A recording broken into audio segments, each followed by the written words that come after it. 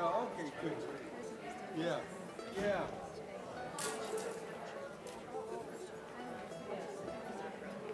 No, I know.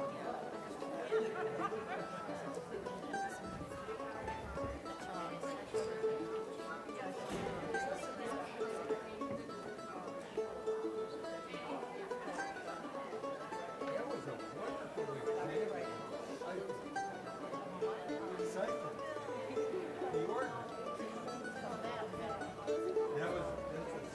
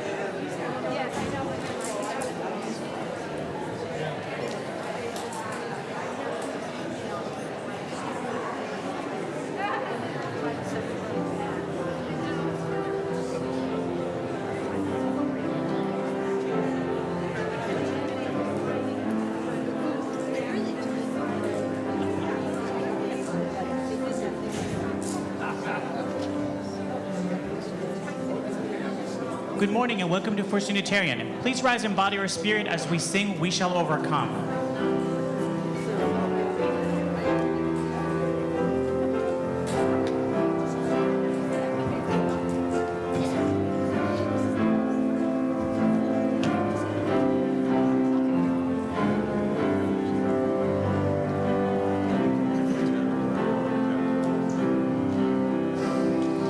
We shall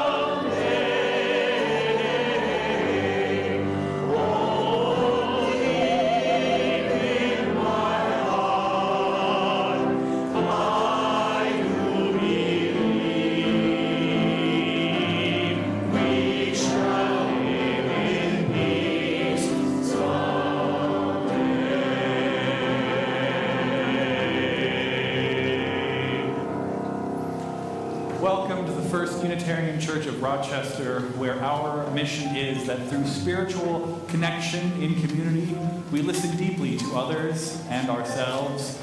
We open to wonder and transformation, and we serve together with love and humility. My name is Reverend AJ. I'm one of the ministers that serves this congregation, and leading worship for us today on this Martin Luther King Jr. Sunday is our lead minister, Reverend Sherry. And helping out with worship is Donald and Pablo and the First Unitarian Choir, bringing us beautiful music, and the AV team keeping us all connected. And all of you, all the people that come together on a Sunday morning for the hour in the building, create the thing that is actually church, that is actually community. If you are new or new-ish here, please stop by our welcome desk after the service so we can help you get connected and get to know you a little bit better. And if you didn't come at 10:30 this morning, please do show up early, because between the services we have Connection, which is a time for various small programs, and there is the Inquirer series to help newer folks get oriented to everything we do here at First Unitarian. If you're here this morning because you are going through a hard time, and in many ways, who isn't in these days, or you're worried about somebody else who is, please reach out. We can connect you with lay pastoral care associates, our team.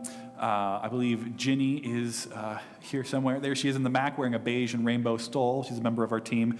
You can connect with her during the service if needed, or afterwards. You can reach out and get connected at any time. We can offer that listening ear and that spiritual companionship through difficult or joyful times, as the case may be.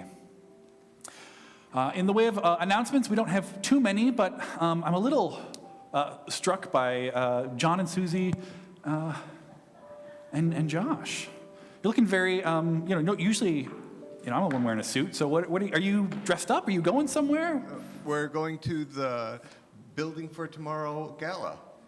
Oh, the Building for Tomorrow Gala, wonderful. Yes, you should have something in the mail and email. There's been some advertising for it, so you should take a look for that. Excellent, we'll keep our eye out. Yeah, February 7th. I hope you all will come. And it will be at Temple Brith Kodesh, just down the road a bit, from 6 to 9:30.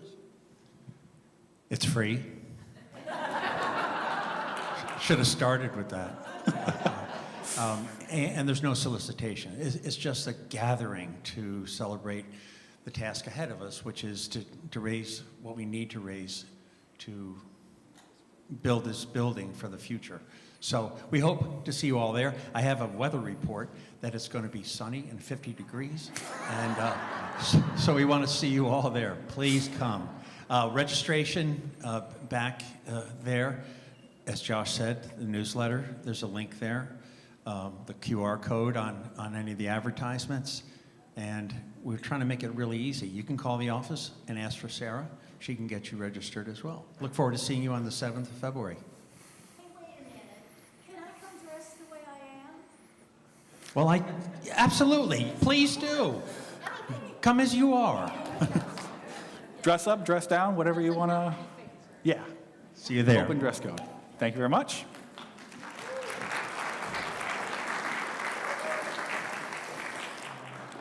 And now we prepare to begin our worship. I invite you to center yourself in whatever way will be best for you, whether that's a deep breath, grounding your feet on the floor beneath you.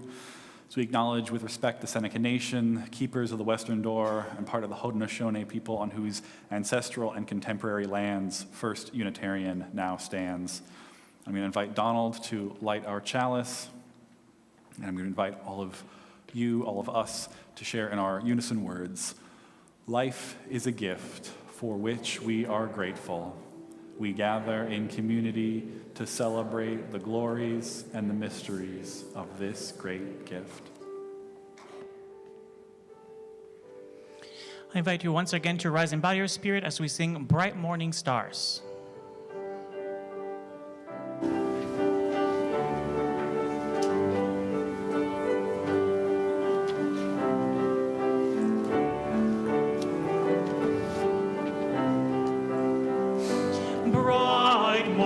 Stars are rising, bright morning stars are rising, bright morning stars are rising. Day is a breaking in my soul. Rise up from morning slumber, rise up from morning slumber, rise up from morning slumber. Day is a breaking in my soul. Calling, rise up and hear your calling, rise up and hear your calling. Day is a breaking in my soul. Oh, lift your voice to heaven, oh, lift your voice to heaven, oh, lift your voice to heaven. Day is a breaking in my soul. We'll build this faith together, we'll build this faith together, we'll build this faith together. Day is a breaking in my soul. Listen to this last verse one more time. And we'll build this faith together, we'll build this faith together, we'll build this faith together. Day is a breaking in my soul.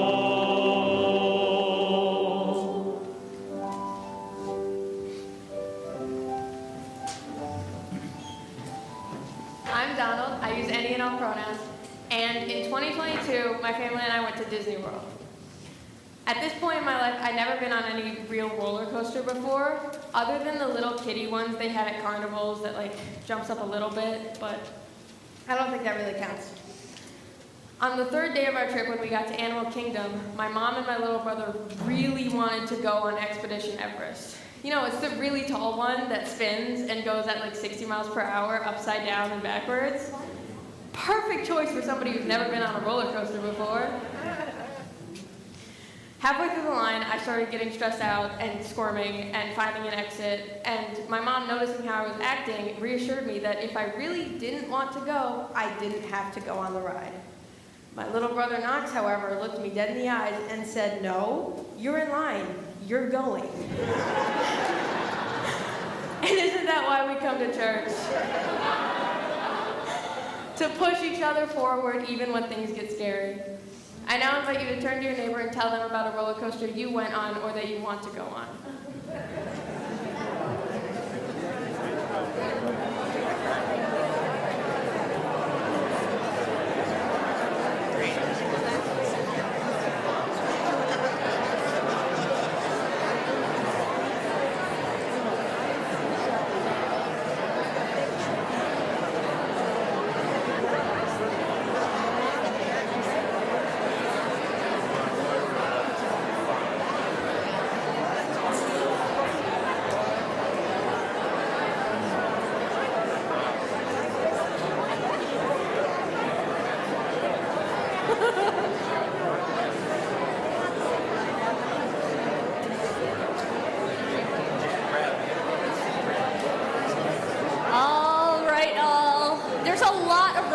Enthusiasts in this room, I see. I'm delighted. I'd like to invite the children to come forward and take a seat on our rug up here. All right. Here the children come. Hi, all.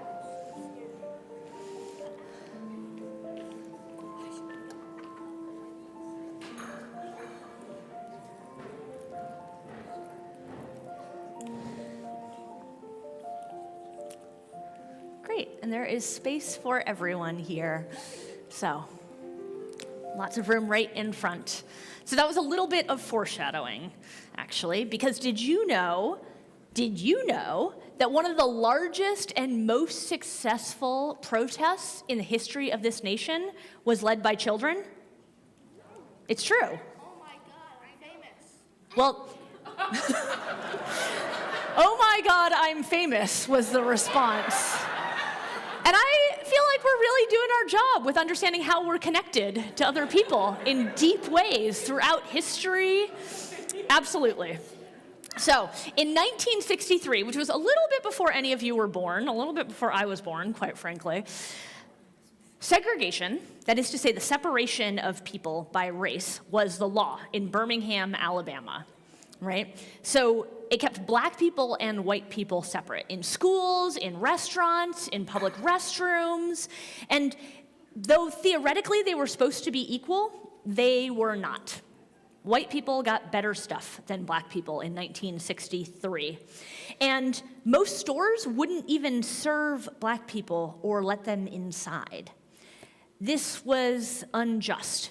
This is not how people should be treated. And many people in the country agreed that black people should not be second-class citizens in this country. And yet it was normal there. It was happening every day. And Birmingham was a dangerous place to live if you were a black person. The governor and the police commissioner, they didn't try to protect black people, and they agreed with the segregation laws. So they would hurt people when they tried to break those laws, even though those laws were unjust, immoral, not what most of us agreed with. So the Reverend Dr. Martin Luther King Jr., have any of you heard of him? Yeah. None of you, though? All right, I'm glad. Yeah. We've got a better ratio here, and I appreciate that. School matters. So the Reverend Dr. Martin Luther King Jr., he was part of a group who went down to Birmingham to help organize a movement to fight these unjust and racist laws. And he encouraged people to break the laws, to go to places where integration, that is to say the mixing of, in this case, white people and black people, wasn't allowed. And he said, and others agreed, that this was moral and just and a thing we should do, even if it meant breaking the law, which meant that people would get arrested right? So, yeah, we've got mixed views on getting arrested. I feel that confusion, right? Because breaking unjust laws is what was being asked, and there were consequences. Getting arrested isn't fun by any means. And here's the deal, is that for the adults, as the movement went on, getting arrested started to mean, because the racist laws multiplied, that if you got arrested for protesting in this way, you could lose your job or lose your housing, lose your ability to protect your family, right? And so, though filling up jails with people who disagreed with unjust laws was important to the movement, there were fewer and fewer adults who were able to do that without risking their entire family. So, the good thing is that not all people are adults.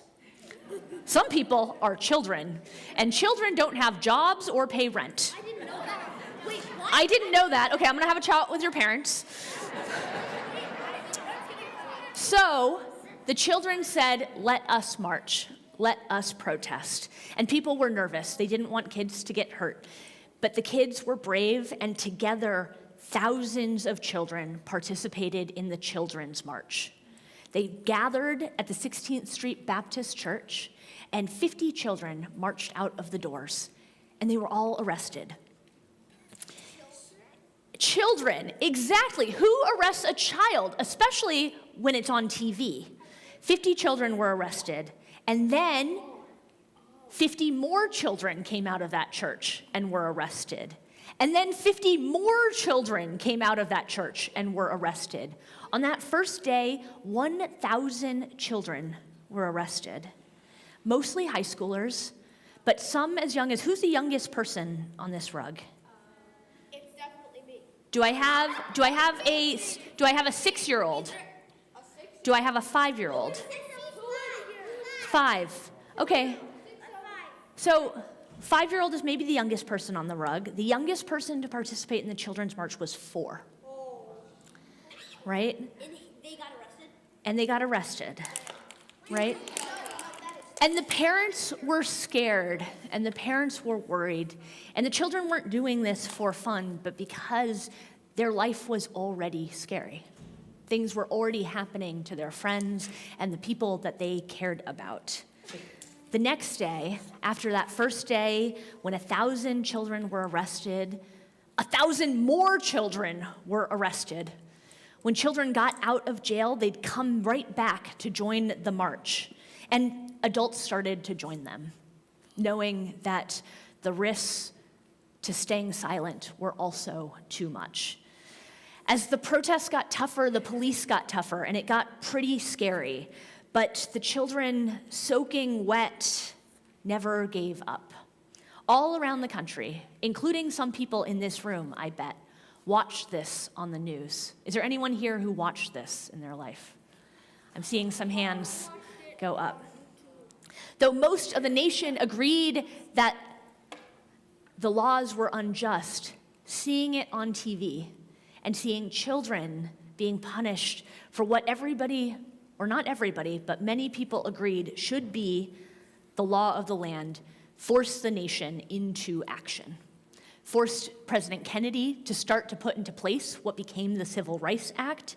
Within 2 months, the law of the land in Birmingham, Alabama, was that segregation was no longer legal, that black children could also drink at the same soda fountains and restaurants and play in the same parks and go to the same schools as their white siblings.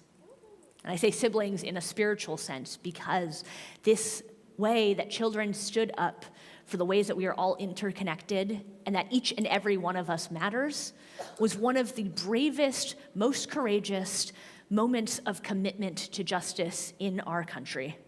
It was a huge step forward in changing the law, and children led the way. So I thank you, the famous and unknown among us, for being part of what calls us to courage. And I'm going to invite you to rise, children, and may this story unfold in your hearts and that of the adults, those of us who have some remedial education to do. until we are together again. How long were the kids in jail? A couple of days. We bless you on your journey through, from sheltering arms to the white sky blue, and your joyful jumps and your sad times too. You bless us by being you.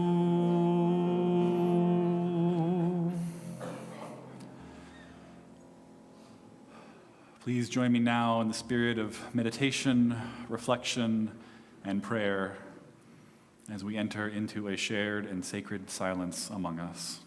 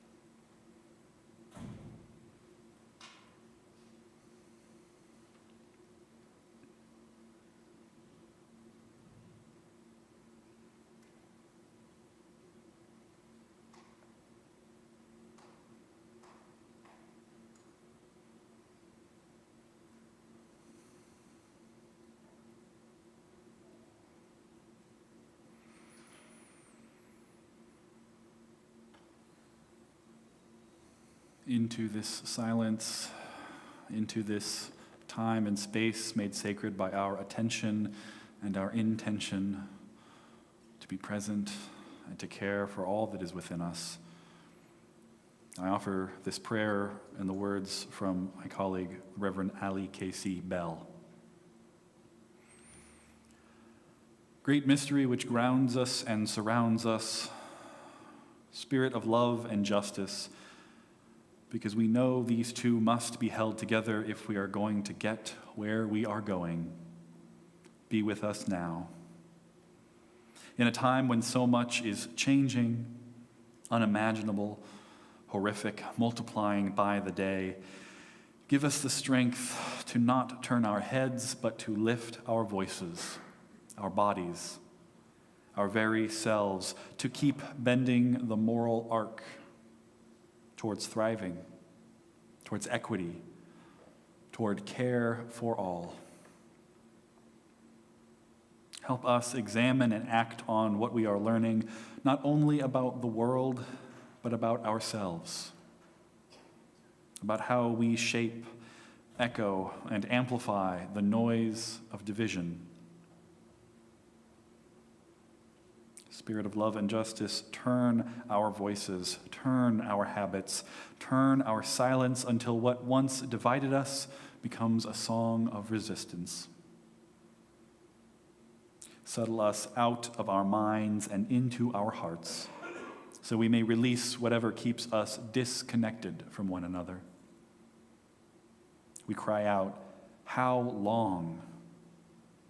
And we answer back, "Now," and in the past and into the future, because justice does not take a break from tyranny. Fascism cannot change the face of compassion. Equity will not surrender to the false comfort of the inequitable. Let us remember that hope has feathers that it takes wing, not because it is naive, but because it is present, active, alive. And let us rest not in complacency, but in truth. The truth that we are survivors, we are thrivers, and we will not stop until our work is done. Amen. Ashe. And blessed be. And we enter now into ritual to bring what is on our hearts and lay it on the altar of community and spirit. Honoring the complexities of life, I invite you to bring to mind whatever grief or gratitude or growth is alive within you. Online, you're invited to share what that is in the chat, and here in the sanctuary, you are invited forward to light a candle at one of the altars. There is a basket of electric candles in the back if you prefer to use those. And if you would like an usher to bring a candle to you, please simply raise your hand. And I will ask Donald to begin by lighting a candle for Keith Rankin, son of Carolyn Rankin and father of Anna Rankin, who died suddenly and unexpectedly this week at age 61.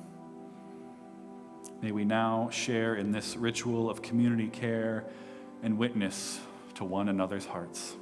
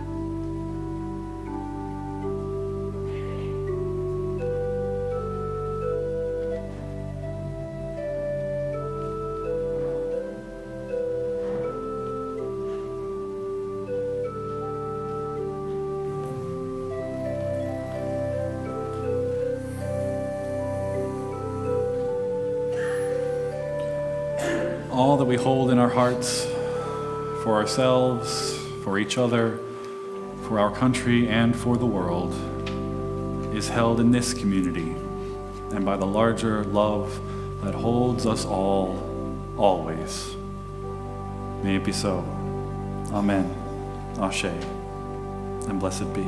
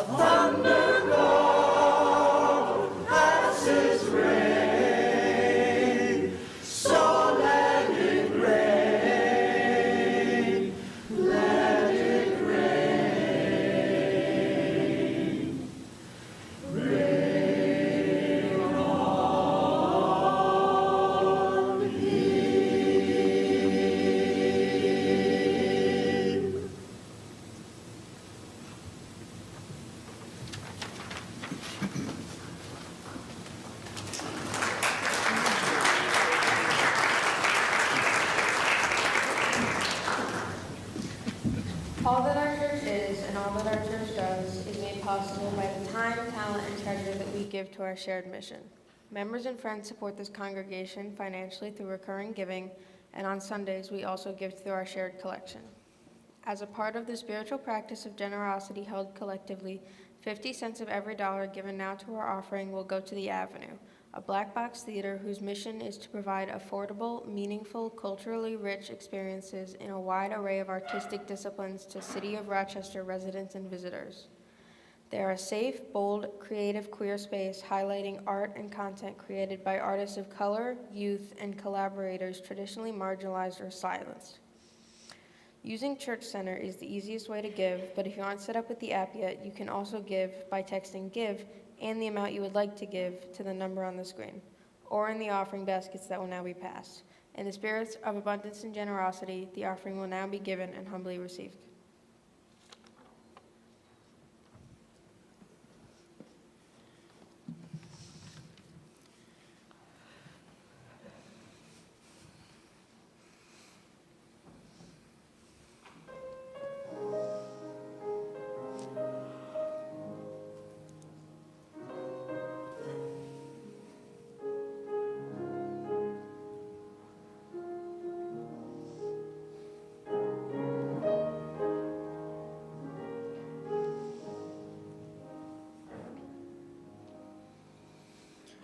Precious Lord, take my hand, lead me on, let me stand. I am tired, I am weak, I am worn. Through the storm, through the night, lead me on to the light. Take my hand, precious precious Lord, lead me home.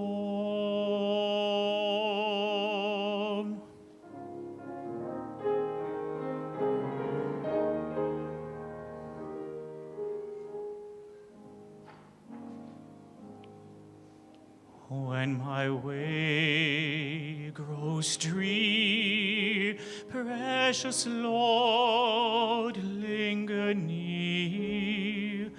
When my life is almost gone, hear my cry, hear my call, hold my hand, lest I fall. Take my hand, precious Lord, lead me home.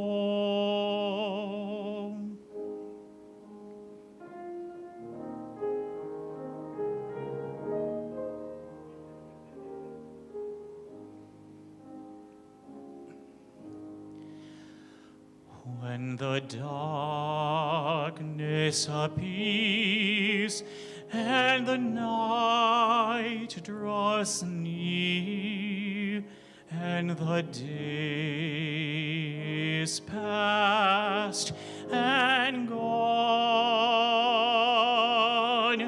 at the river I stand, guide my feet, hold my hand. Take my hand, precious Lord, lead me home.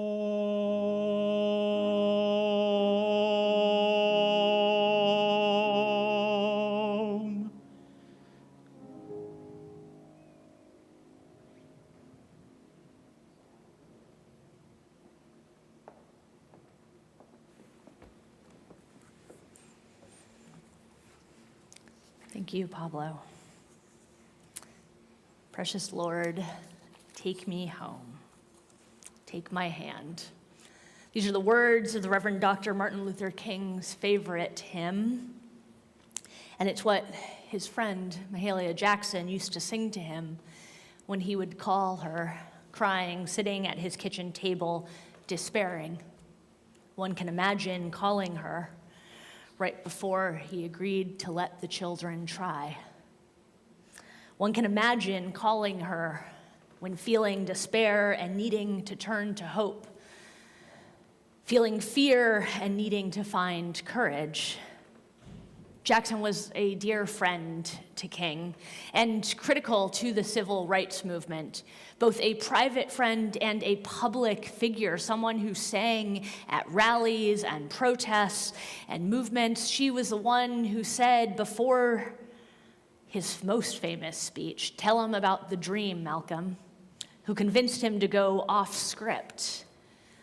It's a critical moment, but her role in the movement is likely more impactful in these private moments,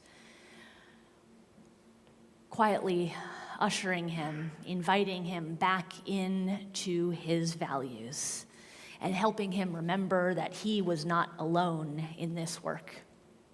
When we talk about Dr. King, we often talk about his dreams, but he spent his lifetime teaching discipline, rigor, and the practice of nonviolence, long-haul work.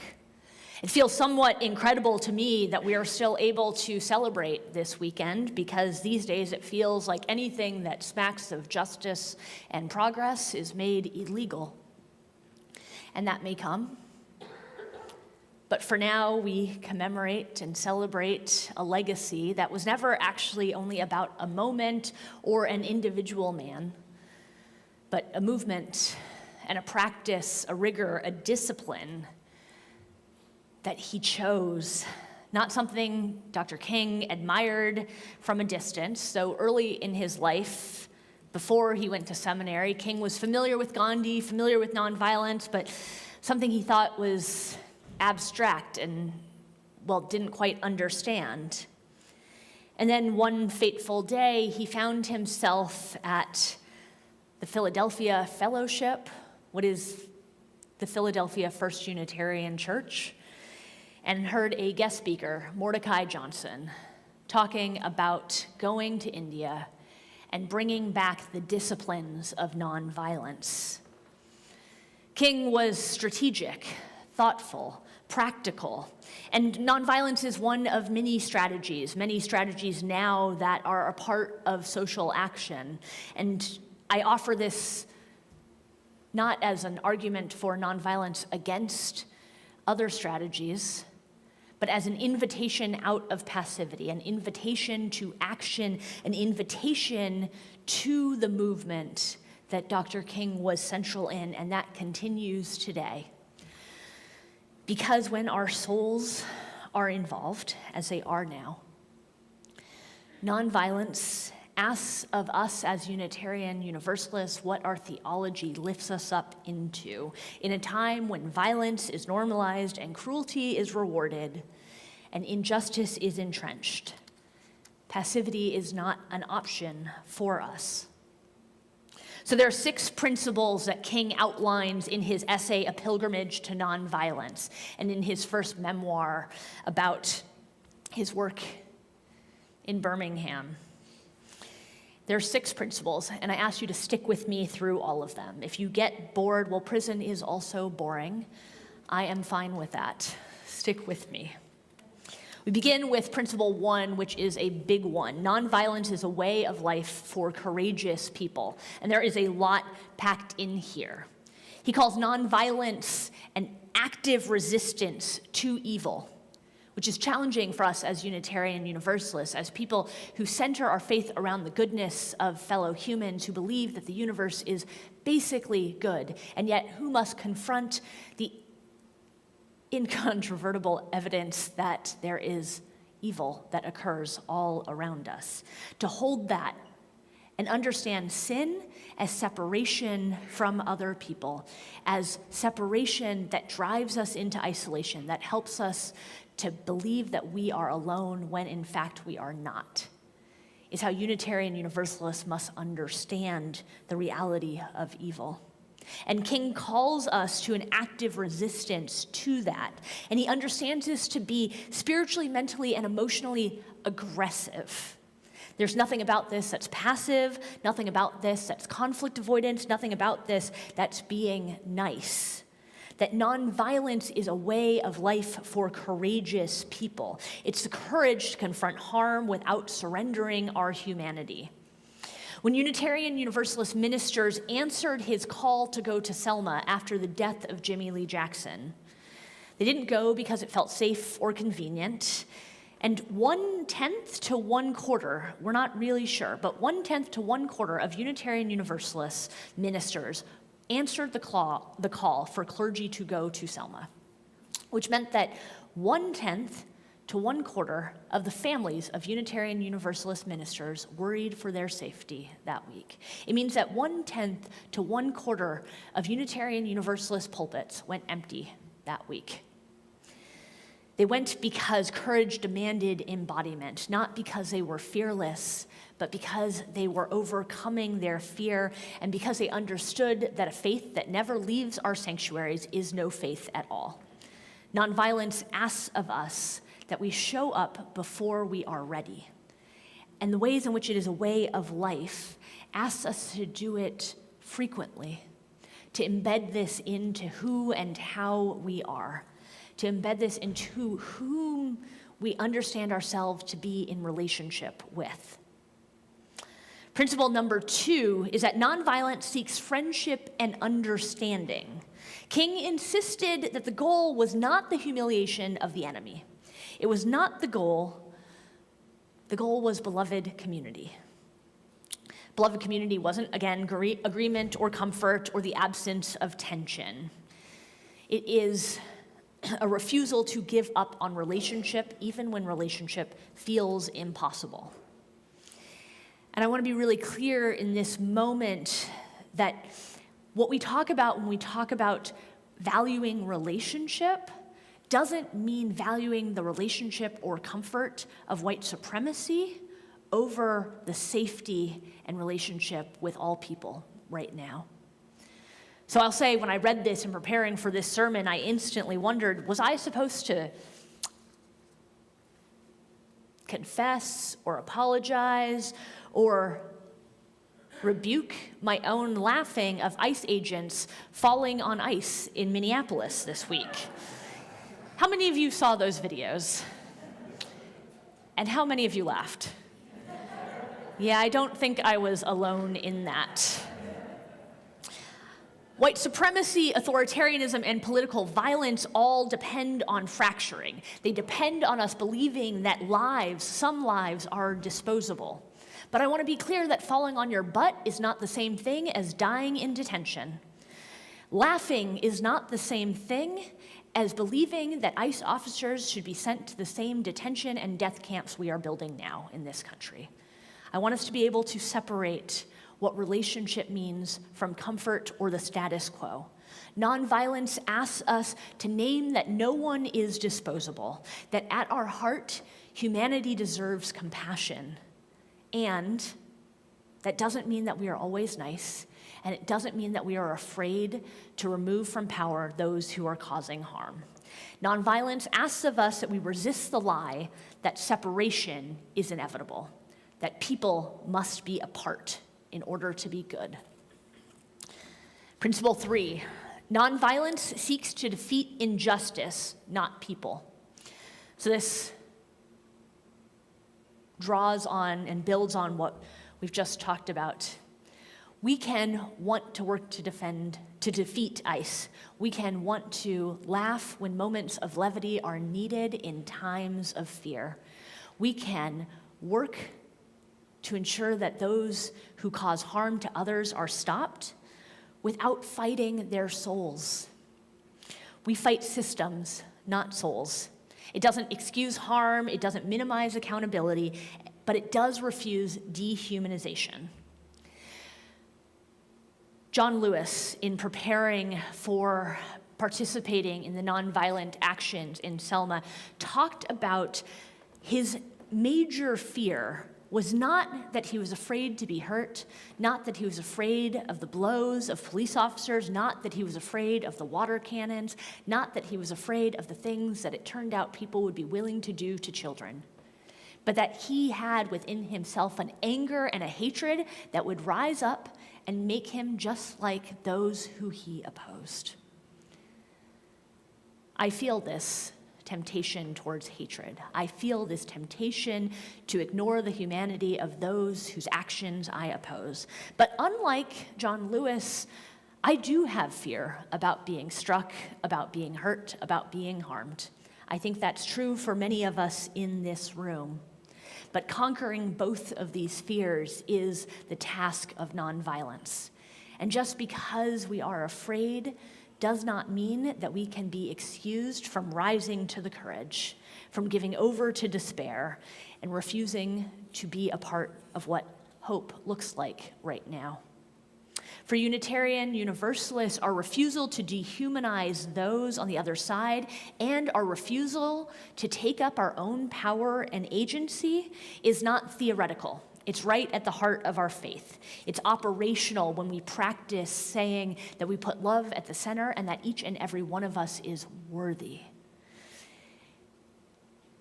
These principles and these values call us to task not only when it is nice, but when we are under pressure, when it is difficult. Nonviolence asks us to hold a fierce clarity about what it means to love without hatred, even when it is hard. And it gets harder from here. Principle number 4 is the most challenging to me. It holds that nonviolence holds that suffering can be redemptive, that it can educate and transform. It is the hardest principle. For Unitarian Universalists, with all our theological diversity, most of us reject the principle that someone had to die in order for all of us to be saved, that in order for all of us to be worthy and loved, someone had to suffer. Now, we are theologically diverse, but most of us do not believe that. We find that spiritually violent, and we do not believe that suffering is good. We do not believe that suffering is necessary. And I think this principle is the one that is the most dangerous if it is misunderstood. But nonviolence also doesn't say that suffering is good. Nonviolence also doesn't say that we choose suffering. We draw, just as nonviolence does, we as Unitarian, from womanist theology, the liberation theology of black women in this country, who say that the blood of the cross is not necessary on its own, but that if it happens, as suffering and pain do in our world, it is ours to make meaning of. It is ours to ensure that it is not in vain. Suffering can choose in resistance to reveal truths. Suffering, when we tell the truth about it, can bear witness to the harm and evil that is happening, and also serve as a powerful testimony to a world where something else is possible. So when ministers go to Selma or went to Selma, they knew that violence was likely. They knew that they entered into a social structure where what they were doing was unpopular. And they went anyway, not to seek harm, but to expose it. Renee Good did not get herself killed. She was killed, and we bear testimony and witness to that now.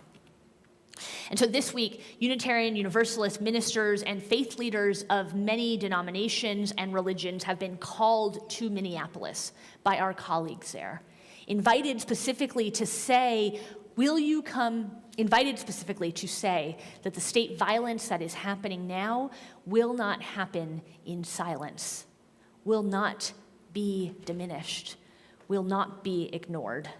The question for us is not, is it comfortable to go? The question is not, is it convenient to go? The question is, will we bear witness to the truth? What does the truth require of us as people of faith, as Unitarian Universalists, as faith leaders? Faith leaders are being asked now to choose to witness to harm, to place our bodies where our values already live, because our souls are involved. And this is not to choose suffering, but to choose to see it where it happens. And nonviolence holds that suffering then can have the power to educate and transform, can redeem us, so that this story is not the only story, not the end of the story. This is what nonviolence asks of us. Principle 5 is that nonviolence chooses love instead of hate. And King doesn't mean a sentimental kind of love, not a Hollywood kind of love or a Hallmark kind of love. And indeed, when we talk about, as Unitarian Universalists, putting love at the center, we too do not mean that. We don't even mean it when we do our annual sex sermon in February. When we take up love, it means something fierce, something committed, and something creative, consensual, and mutual. King means a disciplined kind of love, a love that's not transactional, a love that resists the violence of the spirit as much as the violence of the body and the state. Here in an era where we profit, some do, from cruelty, choosing love can be seen as a weakness, but it is not. It requires incredible strength and courage. It is resistance, and it is what nonviolence asks of us, to refuse to become what we oppose. Final principle that King outlines in nonviolence is that the universe bends towards justice. He quotes from Unitarian minister Theodore Parker, and he talks about this bending, this moral arc, as being a long one. Justice isn't random, he says. Moral action participates in something larger than itself. And as Unitarian Universalists, many of us speak differently about God than King did. And indeed, when King was in seminary, Before he was the Reverend, before he was the doctor, when he was Martin, and he and Coretta went to church in Boston while in school, they went to Unitarian Universalist congregations. But they found that they could not build a mass movement of Black people from Unitarian Universalism. And now, fast forwarding, we do find, though, that Dr. King has indeed built a mass movement of Unitarian Universalists, even though we speak differently about God. Because many of us share the faith that what we do matters. And this is true even when the outcomes are uncertain, even when the winds aren't immediately clear, even when the next thing that happens is hard. What we do matters, and we believe that very deeply. And so this call comes out, and though last week I told you that I resist the idea that the minister is the social justice mascot of the congregation, I will answer it. I will go to Minnesota to bring back what they have learned there for us, so that what happens there does not go unwitnessed by the people of Rochester, by the people of the First Unitarian Church of Rochester. And I go not alone, but with Cassie Montenegro, who is our regional contact from the Unitarian Universalist Association. Contact feels like it's not quite the right word. It feels not quite spiritually grounded enough, right? To have someone both from this pulpit, the ministerial team of this congregation, and from our connection to our larger movement, be able to answer the call and know not only that we bring Minnesota back here, but that we bring each and every one of you with us is powerful. Because hope is not optimism, hope is not the trust that everything we do will win now. But it is a deep and abiding faith that we are committed to this work in the long haul. What nonviolence asks of us is to act as though justice is possible. We must act always as if justice is possible. And in part that is true because we are helping to make it so, because we are acting justly in the face of injustice. I often talk about how in being loved into being, in critical moments for myself, I carry the names of people who matter to me with me. And during the first service, people wrote their names, their first names only, on pieces of paper so that I could carry it with me in my cigarette pocket of my stole. It's not actually for cigarettes, it's for tissues. This stole was given to me by this congregation at my installation. And for those who wish to bring me your names, I will carry you with us as we go to Minnesota. And we will bring back what we learned there to all of us. Because when Unitarian Universalist ministers went to Selma, they did not know the outcome. They did not know what would happen or if what they did mattered, but they knew they had to act as if it did. And when faith leaders of many denominations and religions go to Minneapolis, we go not knowing what we will encounter. But we go because silence is not neutral. We go because our bodies tell the truth. We go because our souls are involved. We go hoping to learn. We go hoping to practice. Nonviolence isn't a moment. It's not about one man. It is a movement that continues, and it is a discipline. And our courage, our clarity, and our costly love, this is what we bring to this movement. It is what nonviolence asks of us. Amen.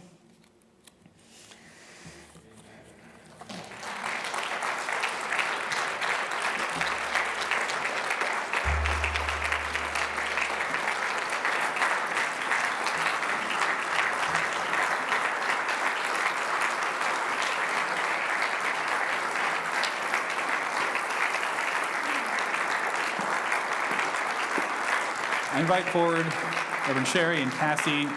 If you move a little forward here in the carpet, we're going to do a laying on of hands to send these two representatives of our faith, of our community forward. So I invite you in the spirit of prayer to begin. If you would put a hand over your heart and just dwell in that heart-centered space for a moment. We send these ministers forth to witness, to embody our faith and our sense of justice, our solidarity with siblings of faith and across our country gathering in Minneapolis. I invite forward now those of you who are willing to come forward. Actually, first, Sherry and Cassie, may I lay a hand on you? Yes. So the laying on of hands, I begin laying my hands on them, and then I will invite forward. You can, if you prefer to stay where you are, you can keep a hand on your heart and raise out your other hand towards us, but all are invited forward physically to lay your hand on Cassie or Reverend Sherry or someone who has their hand. So I invite you forward now.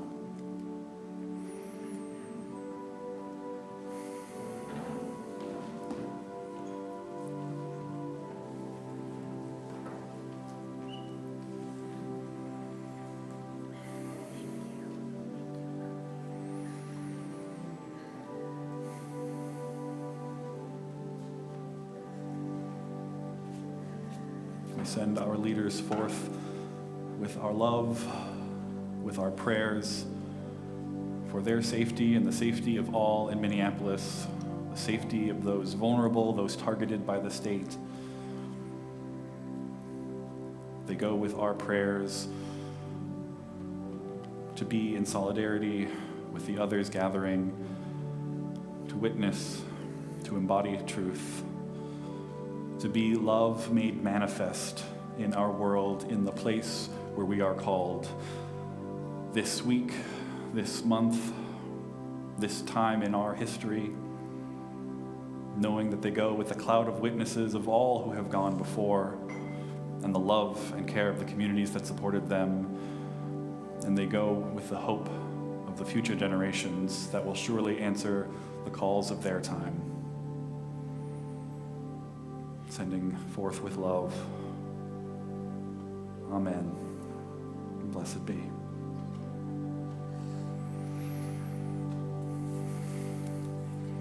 We invite you now to the closing hymn. We rise up in voice and in spirit to sing Lift Every Voice and Sing. It's the African American national anthem, words that echoed through the civil rights movement with a capital C and a capital R, but that continues today. We are now in a moment that continues from these fateful days in the 50s and 60s, where what is at stake are civil rights, human rights, life, and liberty. So I invite you to sing loudly and strong. Amen.